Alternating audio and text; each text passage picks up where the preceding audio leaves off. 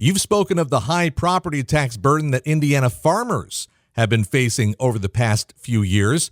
In addition to Senate Bill 1, I know that State Representative Kendall Culp has introduced a bill, House Bill 1192, that would change the calculation that county assessors use to determine the value of farmland property, with the goal of lowering that tax burden on Indiana farmers.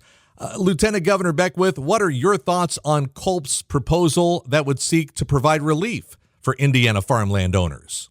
I like what Representative Culp has brought in his bill. I think it is absolutely overdue that we help farmers. The Farm Bureau put out a report that in the last year, farmers have seen property taxes increase 26.2%, just year over year, and that's insane. You can't continue to have a profitable business or farm with seeing high taxes like that.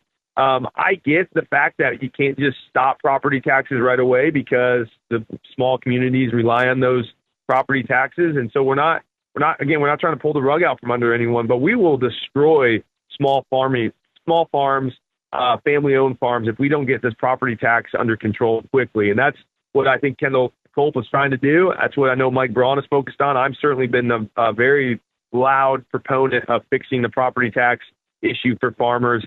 And ultimately, if we can trim government, I think this goes back to the earlier conversation. If we can trim government from a state perspective, you don't need as much of a taxpayer funds to prop up this bloated government. Maybe then we can transfer those savings to farmers by cutting back on things like property taxes. So I think this is the entire conversation. This is a 30,000 foot conversation, but it all starts with getting the tax burden off of the taxpayer as much as we possibly can. But if we're going to do that, we got to be effective and efficient with what we are called to steward here in government.